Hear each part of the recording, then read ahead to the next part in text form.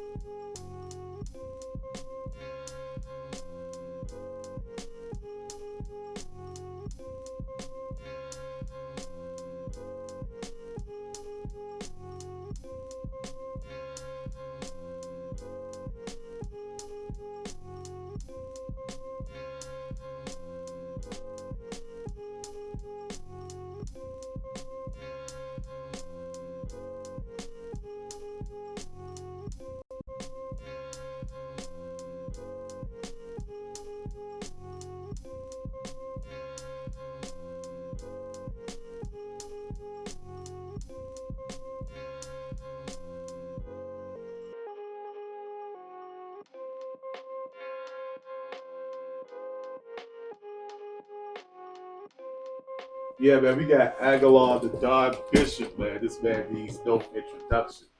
A true legend in hip hop. He got classics in the 90s, classics in the 2000s, classics in 2010s, and he's still putting out classics right now. So, for those who might not have heard, like, can you introduce yourself and can you list some of the people that you work with in hip hop? Uh, my name is formerly known as Adolf the Assassin. Now that you call me Agallah Don Bishop. People may know me as Brad Piff, Eddie Propane, Ag Al Ghul. Um, you know, yeah, basically, yeah, man, I'm work with many great artists. EPMD, Daz Effects, Dipset, Group Home, Big Daddy Kane, Cool G Rap, KRS-One, MC Shan, um, Craig G, Planet Asia. The list goes on and on and on. We work with a lot of you know, MCs, Wu-Tang Clan. You know, definitely support a lot of the Agallah music and produce a lot of records with them as well. Just been out throughout the years. Sean Price, worked with him as well. Did a couple records with a few. Just kept collaborating throughout the years with a lot of up and coming MCs, and some went to be real successful and did their thing, and basically put my musical stamp on it as a producer and as an artist, and kind of paved the way for a long time because I didn't know that I was going to be doing production for a lot of these cats. I was just wanting to be an MC at first and a DJ. The production, you know, came along with the DJing, but I didn't have equipment early on in my life. You know, I had to like go to friends' houses and play with they SB 1200s. Shout to Havoc from Mobb Deep, work with them as well. Havoc, you know, when we were younger, he would invite me over, him and Prodigy would invite me over to their grandmother's house in Long Island, and you know, I would learn the ASR. It was an Ensoniq keyboard that had certain sample time on it, and you could sample and sequence and make beats. So that's where I found the love at. He let me hold it for a couple weeks. I went and took it home, you know, started cooking up like that. And had a friend named Matt, you know, good brother of mine, still to this day, Matty C, who had an SB 1200 and a 950. And we just was to go over his house, and we cooked a lot of records over at his house, and then we did a song called True Lies for Mobb Deep, produced by me and Matty C. It's called True Lies for Mobb Deep. You can look it up online on YouTube. It's out there. But you know, this is when you know, we were, you know, hanging at Loud Records a lot, and I used to be invited by Matt to go over there because he was the A&R. And I used to just be over there, you know, just waiting for, you know, a shot to get on one of these records. And yeah, it was, you know, Big Pun as well. Produced for him on the Tony Touch project. Right. Definitely that was a big look. Tony Touch had hired me to do most of the production on the album. And we had went in. That was a hell of an experience because, you know, I see cats from, you know, coming in there, you know, work with Eminem, help him finish records on that album. You know, that was a responsibility as a producer, not to just work on one record, but to make sure the whole album sounded right. Right. So, you know, I've been blessed, you know, with certain opportunities, just, you know, with certain artists, certain, you know, big individuals in this hip hop industry, you know. Okay, can you kind of tell us about the competition in the 90s? You know, you had so many MCs coming up, and you really had to have your own style. You had to have a real presence in the community to be heard. So can you really take us back to that time and really elaborate on that competition in the 90s? Yeah, well, you know, like my start, you know, was basically I love hip hop as a kid, you know, like, you know, but the teenage years, you know, I started, you know, which was in the 90s, I started taking it very serious because I was in a group, but I was not the main rapper. I was not even a rapper, I was a DJ. Right. And it was, you know, Top Dollar and Smoke, that was the name of the group. And basically I was DJ Angel D. So, you know, my boy Top got some trouble. You know, and when he got in trouble, I basically took his place in the group and started writing rhymes. And then, you know, then I got in trouble. Kinda went away for a little while and basically came back. And then just was freestyling a lot. Had my freestyle game up, but then I was not allowed to go back into New York City, which brought me to living in Jersey City, around the corner from Kenny Parker, which is KRS-One's. So I used to see Kenny a lot, you know, on my block. I'm like, oh, you live around the corner. And you know, I used to go bring demos to him and all that. He's like, yo, you got some talent, keep rhyming. You know, I wasn't all the way ready though. You know, it was like, you know, compared to artists back then, artists back then, they were surpassing goals of getting to the studio and getting signed and getting the craft out there without social media or anything like that, because it was like more of a word of mouth. If you were dope, people heard about you, and if they heard your music and you were dope, they either bought your music off a mixtape or, you know, basically word of mouth was powerful. The neighborhoods was gonna pick their favorite MC and be like, yeah, dude and them nice from over here, woo woo woo. Long story short, I started meeting dudes in Jersey City that could rhyme. Cats like a dude named Dreddy Kruger and another dude named Purvis. Perv, they used to call him, and another cat named Soundwave. They were all MCs, and I was an MC, so we used to all hang out. And then we used to sneak. I used to sneak back into New York with them because they was like, man, we going to New York.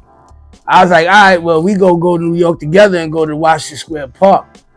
And then that's where I would meet up with Mos Def. I would meet up with Talib Kweli. I would meet up with Redhead Kingpin. So many MCs came through there. Like Dave Chappelle used to do free shows there.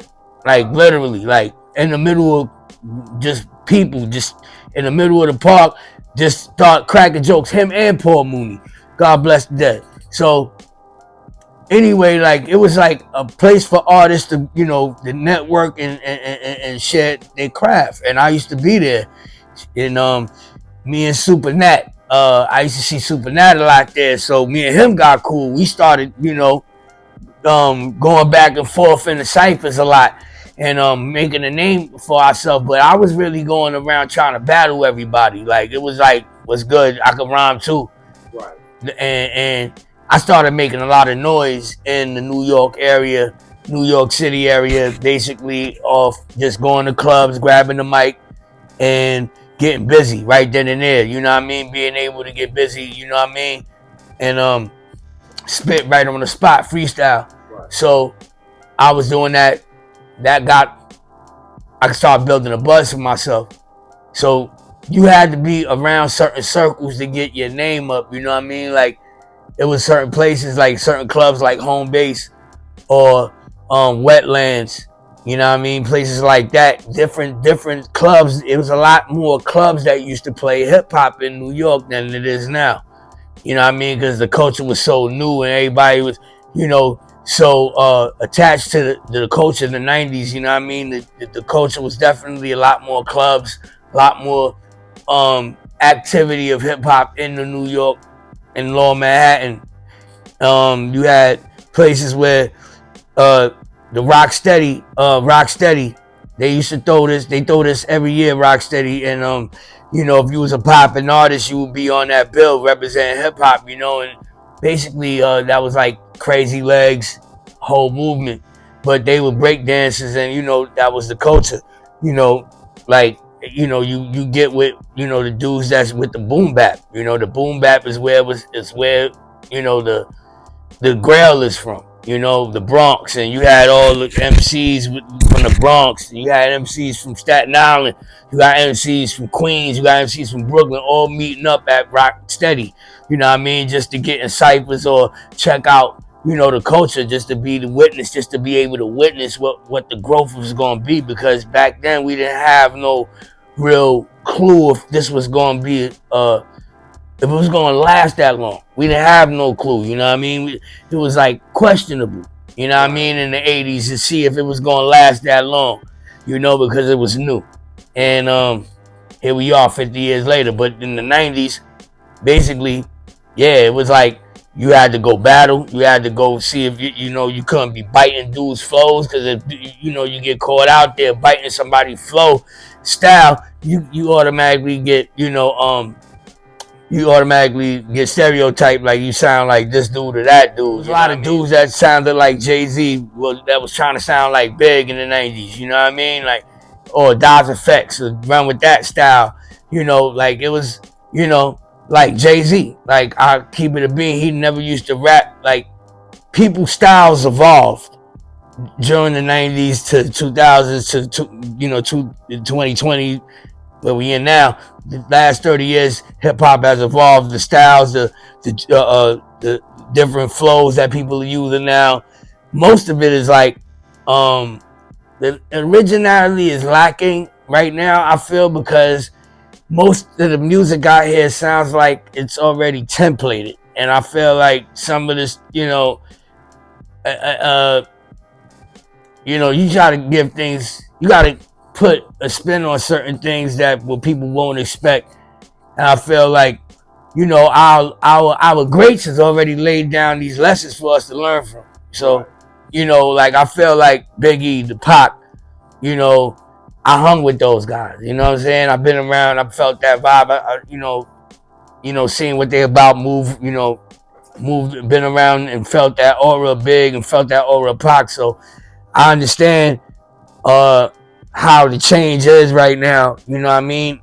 You know what Dr. Dre said was kind of crazy. He's like, quantity is messing up the quality Right. of the music, and I feel like, you know, he's right on in that whole frame of mind right there. You got to be able to, you know, make sure you putting out your greatest work. You know what I'm saying. Don't be biased to it, and you know what I'm saying. Don't have to answer to a property that you feel like the music can't grow on its own. You got to be able to create lanes so the music can have a life of its own. But as an MC, definitely got to be original. Definitely got to stay with your imagination going, you know, to the universe. You know what I mean? You got to be, you know what I mean? You got to astral plane away from certain things that is the norm. You know what I mean? And you know, you always got to be able to try different things, but be yourself. Right. And that's what hip hop is. You know what I'm saying? You know, yeah, that's what I felt like I was able to do in a lot of my music throughout the years, was just be myself and just let myself grow. You know what I mean? Give myself room to grow. You know? Okay, can you take us into a time and place where you were about to get your first record deal? You kind of talked about it a little bit, you know, behind the scenes. Can you go into, you know, details about getting your first deal, releasing the, you know, gigantic hit Ghetto Girl, and leading up into your first album, Wrap Your Lips Around This? That was like my first ever you know, like experience with a major label, and didn't have the right representation at the time because I was just a young kid, 17 years old, going on 18. Didn't have the right representation, and you know, there was, you know, a buzz on me, and you know, I was in the Source magazine, the Unsigned Hype magazine, Source issue of 93, I believe, with Dr. Dre on the cover. November 1992 issue of the Source magazine, excuse me. And I'm in, you know, Unsigned Hype. I had handed my demo into the Source. They liked it. They picked me for Unsigned Hype. The Unsigned Hype definitely boosted awareness to the labels. You know what I mean? Because that was like the grill for hip hop at the time. The magazine was the grill for hip hop and journalism. So labels got wind of me. I started getting calls for meetings in the same building of the Source meeting. I mean, the Source building. The same building was a guy named YZ. He opened up a management called 720 Management, and Matty C, who was working at the Source at the time, was with a guy named Scott Free. Him and Scott were cool, which is Frozen Files Radio, and they basically linked me up with YZ, and we all, you know, figured out like if they were going to manage me or not. The interest was there from Tommy Boy first to get me signed to them, and that's the label I went with. We wound up not releasing nothing on Tommy Boy for like 1 year because they didn't know what to do with me. They tried to get me producers. The beats were not really what I needed, so that deal didn't work out. I wound up getting shelved. But not really shelved because I ain't had nothing to put out. That was a deal that they gave me, but you know, we couldn't find no real producers, so we went to Elektra afterwards. And that's when the Ghetto Girl situation came about. They gave me a demo deal. The A&R was Kim Spikes, and Sylvia Rome was head of Elektra at the time with Merlin Bob. So they called me and say, yeah, we'll give you a demo deal. You know, we like your music. You know, we'll give you a shot. We heard that Tommy Boy released you. We like to see what's good. If, you know, give me a shot. I was like, all right, cool. I took 3 songs. One of them was Ghetto Girl. I didn't know what I made. I kind of like made it not knowing what I was doing. Kind of like, but it felt good. And I was like, all right, damn, this kind of different because I was making hardcore music with Onyx. Right. I was running around with Onyx at the time, and we were doing a lot of like hardcore hip hop at the time. And I had a song called "Somebody's Called Faking Moves" that I wanted as my first single, which didn't wind up becoming the first single. Ghetto Girl wound up becoming the first single. So that was a commercial side, and then I felt the turning of certain angles there. Like, well, here you go, your first major commercial single. You didn't really plan for this. You were just keeping it real hip hop, boom bap. Now they got you doing commercial stuff. They just slide you right in there. Right. So I'm like, damn. My hardcore fans expected me to go crazy with, now I'm over here talking about girls and all that. Whoop, whoop, whoop. Either way, it wound up opening a lot of doors that I didn't realize, because when you dealing with major labels, they definitely want something commercial from you. They need something to make their money back. As a company invested in an artist, they need to figure out where they're going to make the money back. And that was the record for them. So I'm like, all right, the record definitely wound up being #1 on college radio for like over 6 months, and was definitely ill to have Red Alert spin my record 15 times. DJ Red Alert. It was surreal. The first time I ever heard my songs on the radio was definitely had my whole family bugging and tripping. Right. That was probably the one thing that I was like, yeah, felt good. Like all the hard work paid off. Then, the label bullshit come later on with everything. And I realized like, nothing good lasts forever. You can't own 100% of nothing. Meaning that I didn't know that it was gonna be that big. I didn't have no clue because it was all a gamble for me at the time. And as an artist, you trying to find a way to survive too.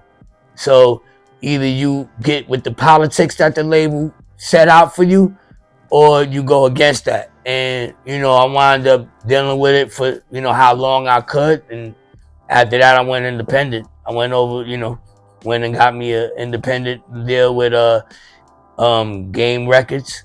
Right. And then we started doing independent releases over there, along with Royce 5'9" and Eminem and them, Thurston Howe.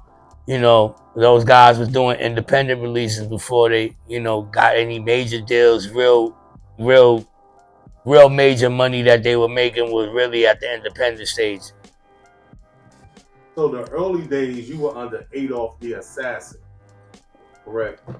Indeed. Right. So can you explain the name change and how the name change affected, record deals and record releases?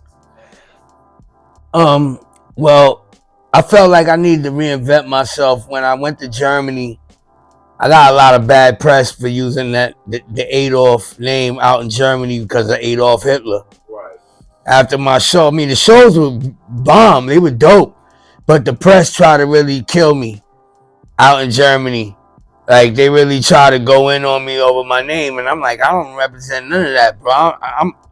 My name is a number. You know what I mean? Because I was born on May 8th. And I go off when I rhyme, you know what I mean? So that's why I named myself 8 Off. So, they was just trying to really throw bad press on my name or whatever. They found a picture with my mustache, a little cut short. Wow. I was like, well, if y'all want to run with it, I was like, look, man, I ain't with all that, bro. Y'all got to get out my dressing room with all of this. I had to get, it was just like bad press sent at me for, like trying to smear campaign me. Right. When I got back to the States, I seen the press. I was like, all right, this ain't cool. I'm not even rocking with that name no more. I just felt like I was outgrowing that name at that time. And then Agallah, Allah, God, Allah, because I'm like 5% Nation of Islam. That's my upbringing, my teachers. So basically, like, my neighborhood been calling me Agallah all the time. You know what I mean? That's my last name. Right. So, I felt more comfortable with that. Yo, you should just be Agallah. You know what I mean?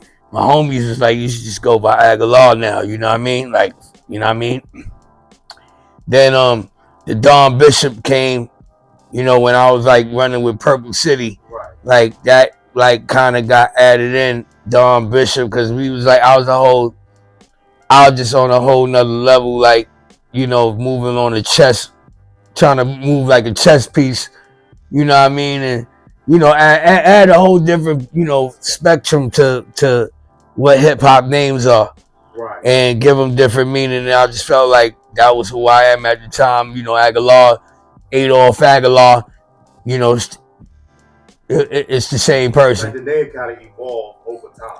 Yeah, it evolved over time, you know what I mean? Like, you know, sort of like, you know, Mahmoud Abdul Rauf. Right. Like his name was Chris Jackson first, right? Yeah. He went to LA, right. That's what I'm saying.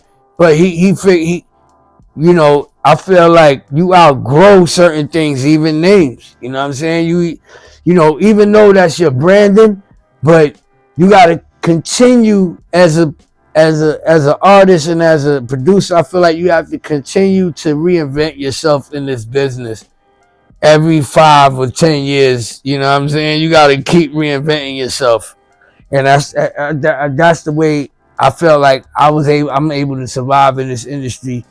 You know what I mean? Is to keep reinventing, and I took that page out of Kool Keith's book.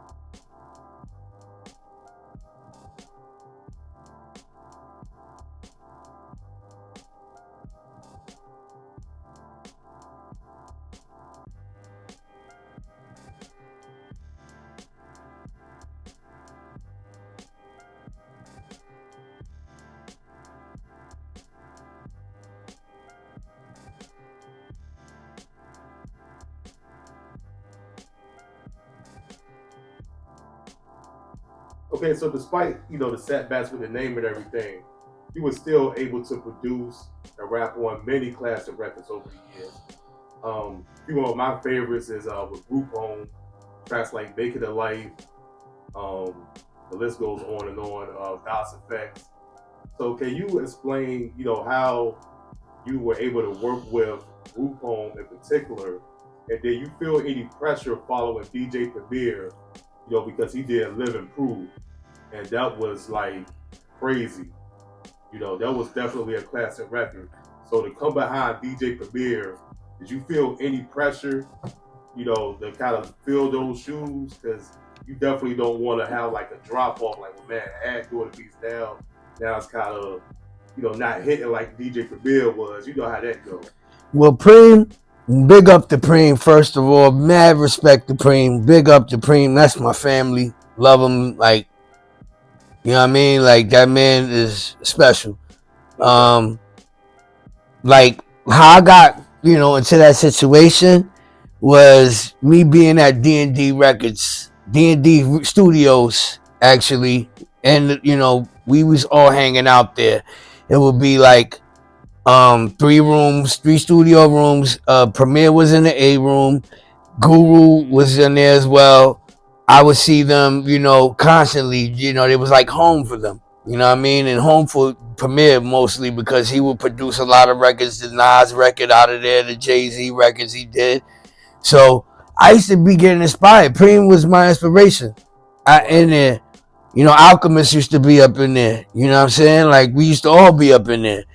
And, you know, I used to hear everybody banging out. You know what I mean? I'm like, well, you know, damn, it's like, this is like a hip hop factory. I gotta be part of the machine in here.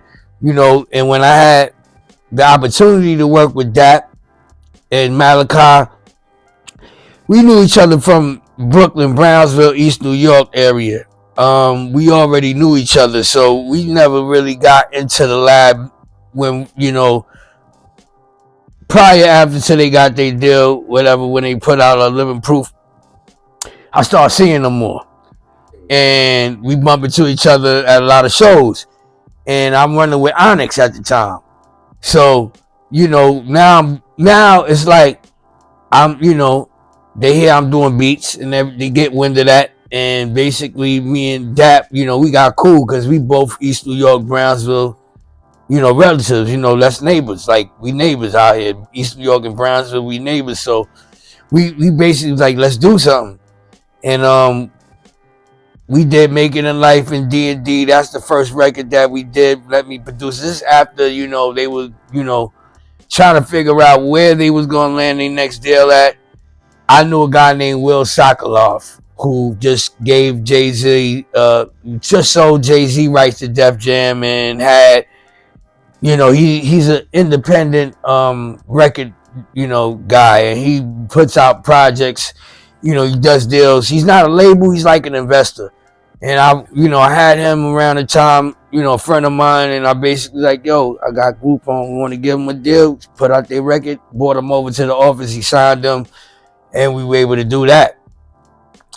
I wasn't only producing records, I was helping dudes get deals. That's another thing that was my forte, because I knew I had actual relationships with people who own labels. I was like, I want to know the A&R, I want to know the owner. You know what I'm saying? I want to know who owning shit. I need the relationship with the owner. So that's how I was coming at it. Because I felt like, why should I have to go through middlemen to get to the person that got the bag, and I could really sit down with them and tell them what I got and know my business is correct and people know who I am, and I have an expertise under my track record. Might as well talk to these people myself. Right. So, here I am breaking deals for artists like I did for Purple City. Right. I knew Chris Landry. Land Speed, I had that relationship. That was my relationship. Same with that, But like I said, with the group home situation, Dap asked me to, start cooking up beats. And, me and him, we kind of like, he let me know, we're going to have to write Malachi rhymes. Right. I was like, all right, well, yeah, Mal could perform them, but Mal's a little different. With him and how he works as an artist. So we all got together. I took it all in, and we made that Tear for the Ghetto. Yeah, Tear for the Ghetto. It's still in every rotation in my car right now. It's a lot of great social commentary on that album. Phenomenal production. Phenomenal lyricism.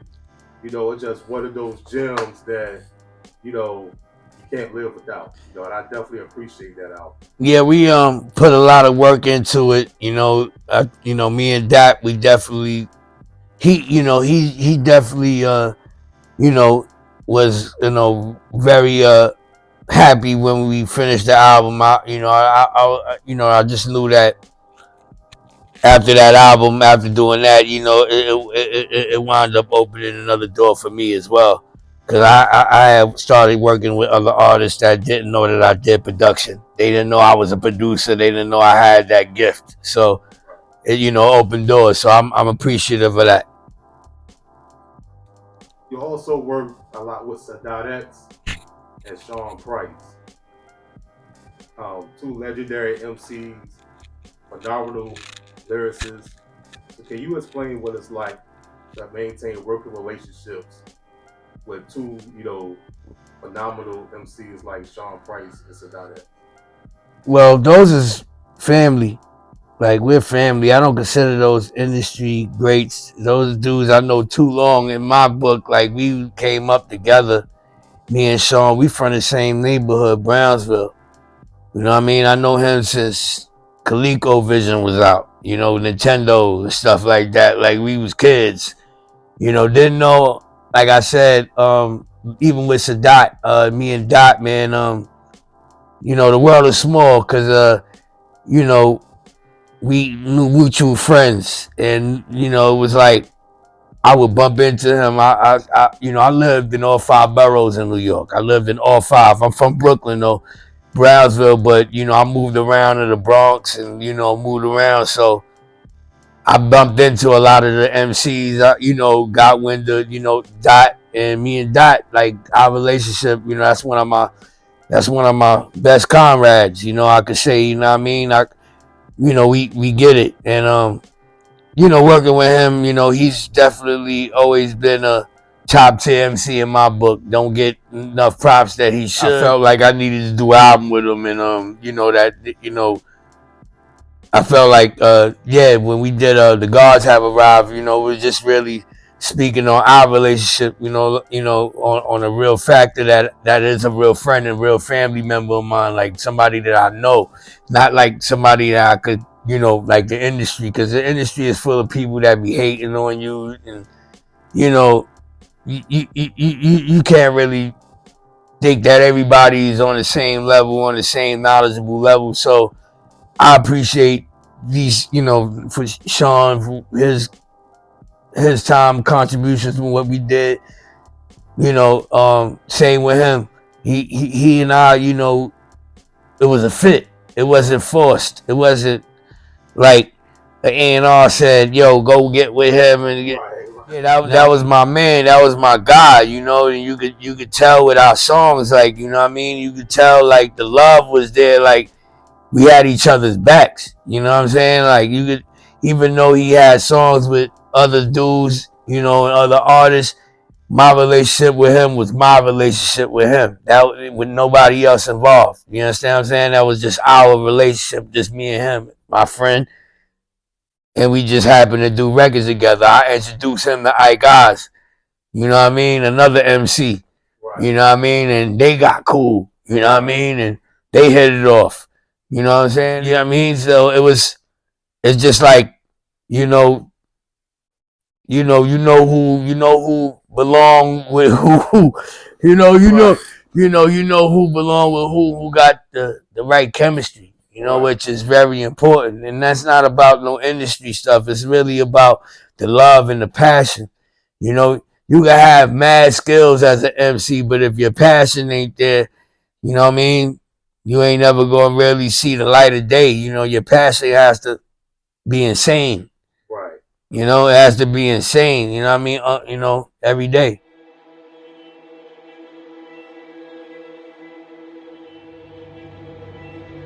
I need you to keep killing, keep selling those drugs, because we're counting on you. I know you can do it. No, you can.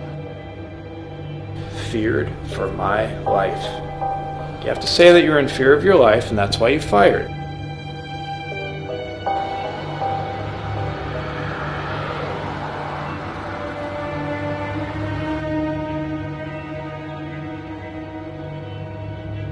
Look, I'm not a racist. Just look at my answers.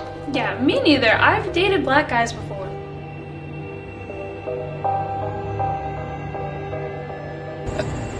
I'm just a messenger.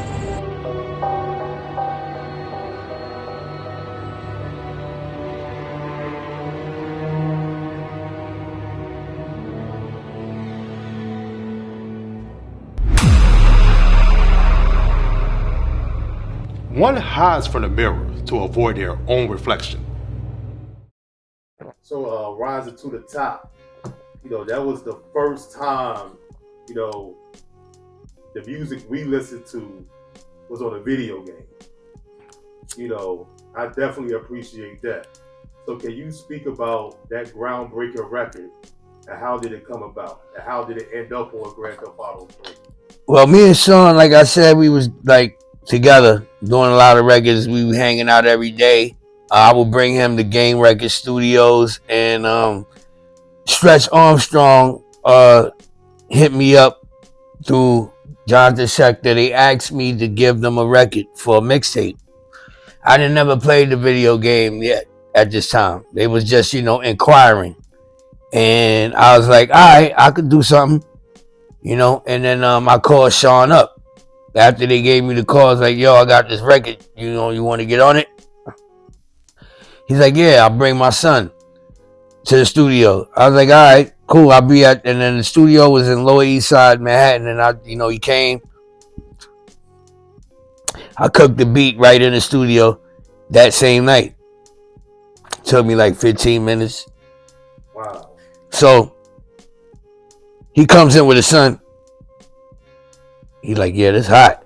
I'm like, yeah, we bobbing our head in the studio.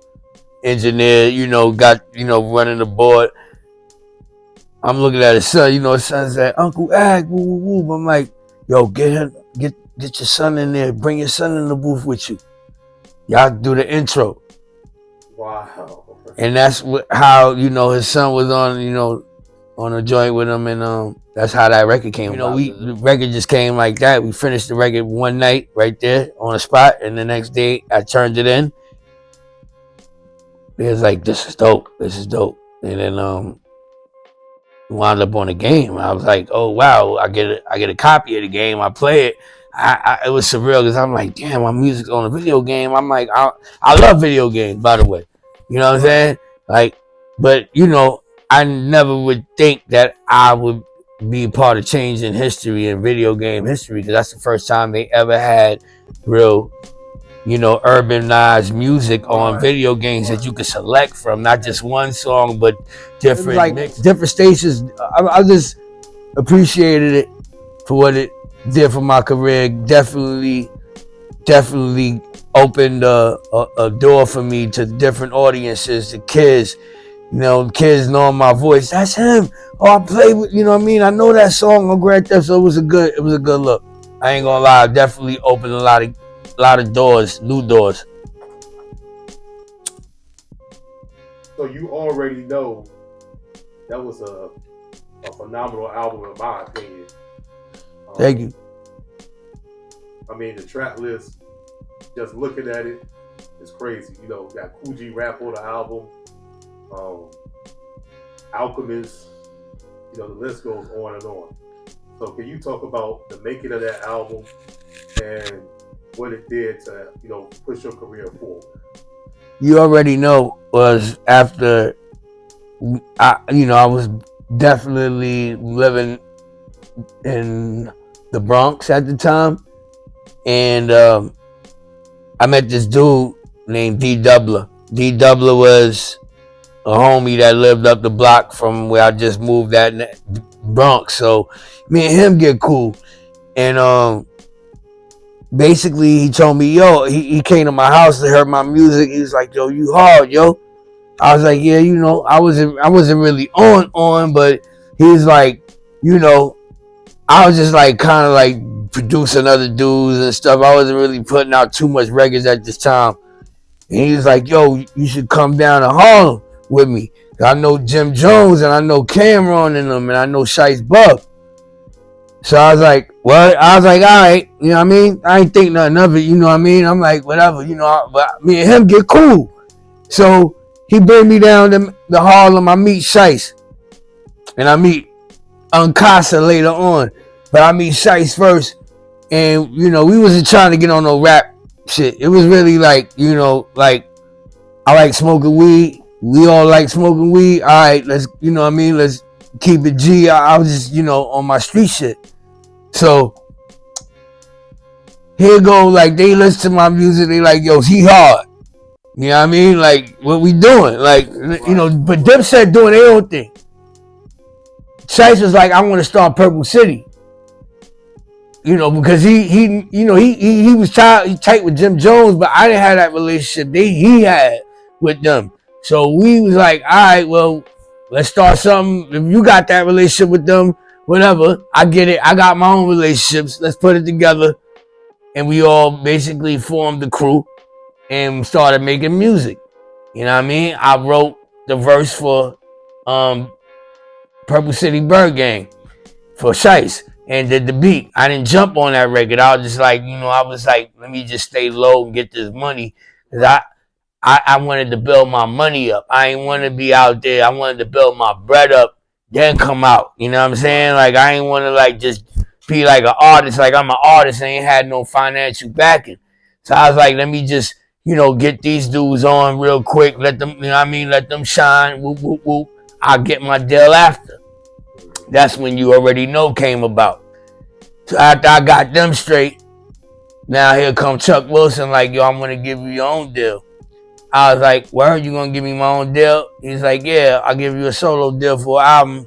We'll make it, get it rocking. But it didn't happen till 1 year later after it was supposed to happen because money got tied up, whatever, and it set me back. So I was like super tight about it. But I still had the album ready. Right. So I had to wait 1 year. The album was 1 year late. You know what I'm saying? The album was supposed to have been a year out earlier than the actual release. You feel me? Right. So he had went on Chuck Wilson had went on like a honeymoon for like he went on like he just got married, whatever. I ain't heard from him till 1 year later. He's like, wow, I got your money. I was like, just like that. I was like, bro, you lucky. He's like, baby grand lucky because I was about to go take the project elsewhere. So I was like, all right, man, I was doing all right at the time. So I was just like, all right, I gave him the album. And I just started Premiere. Right. He asked me to come by one day to the studio and do a track for Teflon, a remix. I went and did the remix. He's like, yo, I love it. Shit dope. I was like, yeah, man, all good. And then he was like, anything you need, bro, give me a call. I get to the elevator, I call him. I'm like, yo, I need a beat for my album, bro. Right. And that was New York Rider music. Yeah. That original beat belonged to T.I. first. For real? Yeah, that was T.I.'s beat. But T.I. ain't do nothing with it. He gave that beat to T.I. a long time ago. And he was like, I don't know what happened. T.I. ain't give me no verses on it. I was like, well, I got you. Give me that. I took it home. I wrote that the same night and gave it back the next day. And he was like, yo, you send that the vocals. Send me the vocals right now. Right. And on the album, you got the voicemail, to that joint. Yeah, that set it up perfect. Yeah. I basically, didn't get permission for that. But I had to keep it authentic, you know what I'm saying? Like this shit actually happening. This ain't just me freestyling on this, man. I'm making this authentic, like, yeah, it's your voice, bro. Like, boop, yeah, we about to drop a bomb on the world. So yeah, I need you to, the co-sign it, really. And he was like, yo, he was surprised how I did that. Right. He's like, you ain't get permission from me from that.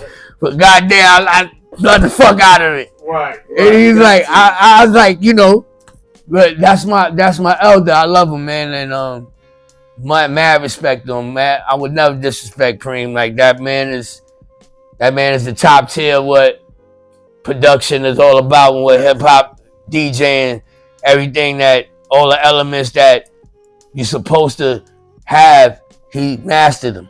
Right. And I feel like, you gotta, like to be honored amongst that, you know what I'm saying?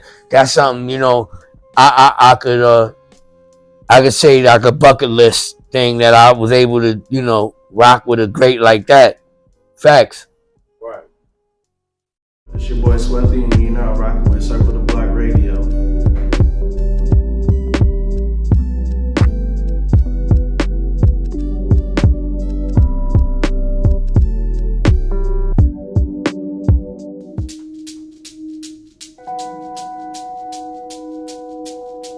This will be an examination to determine if you are indeed a racist or not. Are there any questions before we begin? This conversation never happened.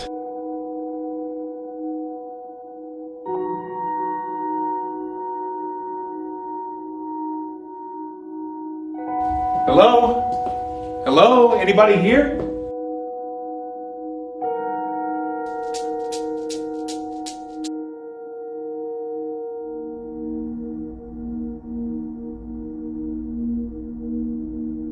Those two black kids are dead for nothing.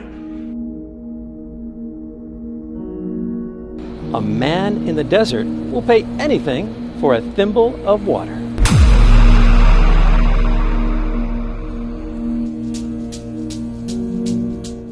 So Propane Campaign, that's your label.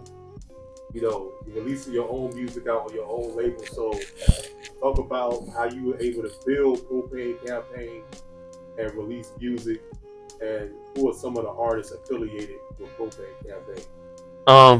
Well, you know, like dating way back, like, you know, Ike Oz, one of the first MCs that I put under my production that I was working with, Brooklyn. He's you know, he no longer he's not active right now, but he's coming out with another project soon. Guys like Pop Off from the West Coast. You know, I was out on the West Coast for a while. Worked with him. Did a lot of records with Planet Asia.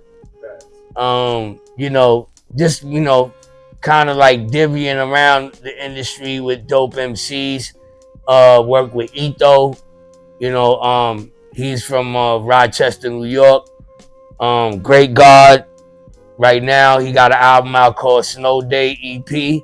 It's a lot of MCs that, you know, we work with, you know, the up and comings.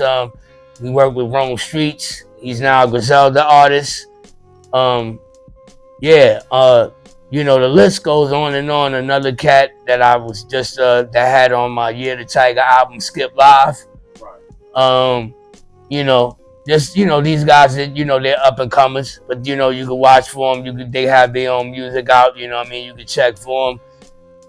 Another guy named Trevor Van Poel. I've been working with. I'm gonna work on an album with him as well, up and coming this year. You know, just got, you know, few things under the sleeve. You know what I mean? But yeah, gonna do like a female MC album, as well with some female artists, and, you know, just basically doing what I think, you know, is dope. But like, yeah, it's a lot of up and coming dudes out there that I'm checking for, you know. Yeah, just, you know, under Propane, the umbrella, yeah.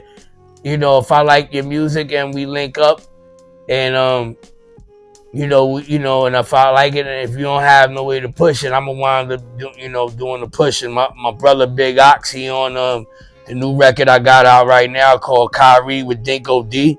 He been you know, doing his thing. Shout to him. He's an up and coming artist as well under Propane. So, you know, we just like a family. Propane is not a label. It's like more of a club of MCs, you know what I mean, that I like, you know what I mean, and we all, you know, do music, but everybody has their own companies. Everybody got their own label situations. I just, bottom line, got my own crew of dudes that I rock with. They come, we do music.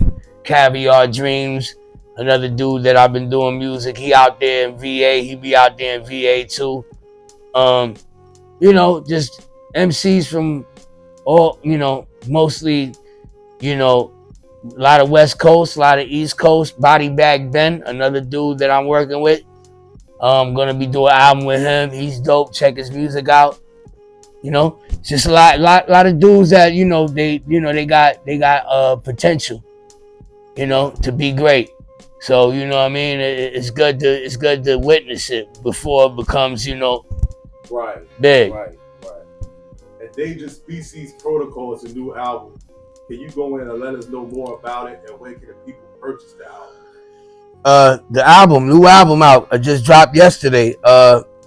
Basically, yeah, this is like my 26th project. They can go to my website, www.agallahmusic.com. Straight on the website, you be directed to us. The first thing when you see on the website, go straight to my website and go get the album. As well, for physical copies, I have a Bandcamp on my website. You can go get physicals, merchandise. The album, Endangered Species Protocol, man, it felt like we're in a time where, you know, a lot's going on in the world that not being publicized enough, and people are like, you know, either, you know, having to find out about it on the internet, or, you know, having to, you know, witnessed certain realities go down. Like in Turkey, 25,000 people just got hit by earthquake, a real bad earthquake. Russian ships were on the shore, stuff like that we're not really tapping ourselves into.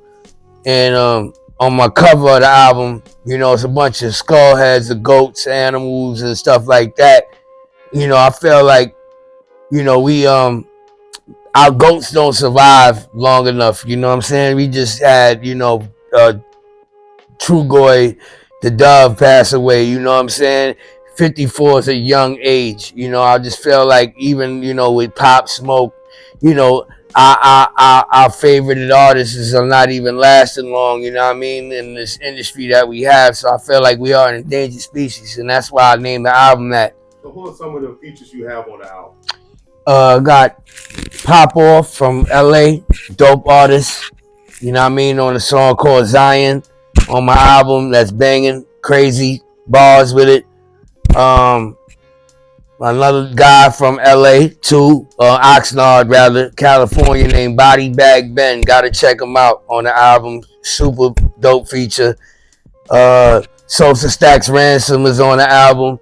Young cat from Harlem, you know what I mean, doing his thing. The legendary YZ is on the album, you know what I mean, from Jersey. Got a dope feature from Leaders of the New School, Dinko D. You know what I mean? I'm just, I had to go get, some assistance for some legends on this. Right. Rightfully, respectfully so. My man Big Ox, another homie that's on the album by the name of Warlord Iron Sheik. Well, Iron Sheik, you can call him Iron Sheik. He got some bars. He's definitely, doing his thing. Like I said, you can see him on a lot of other projects. He got a project coming out with Milano Constantine, but he's on my album. Shout to him. Yeah, and you know what I mean, 18 tracks, man, it's dope. You know what I mean? Right on the project, you know what I mean, all produced by me. Right. So, I'm proud of it. Just dropped it, you know what I mean? It's 24 hours right now. First 24 hours of the project getting a lot of love, man. Thank you all the fans, thank you all the people showing love. You know what I mean? Big up the Circle the Block for having me on this show. Yeah.